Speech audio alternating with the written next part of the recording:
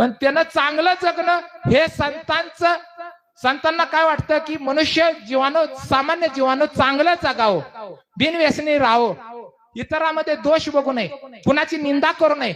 सगळ्यात मोठं पाप असेल तर निंदा आहे. कारण त्यानं आता हडपसरला 3-4 वर्षापूर्वी 1.5 लाख पगार होता IT मध्ये, पण अविचार मानसिक संतुलन बिघडलं, हाच घेतला दोघांनी. कारण हे का घडतंय? एकलकोंडी मेडिसिन तुम्ही बघा, ससूनला जाऊन बघा, एक रात्र तुम्ही राहून बघा, मेडिसिन जी आहे ती मेडिकलला त्याला बघा, किती एकलकोंडी अविचारामुळे माणसं मृत्युमुखी होतात. काहीतरी कुठल्या तरी खुरपूस विचारानं माणसं मृत्युमुखी होतात.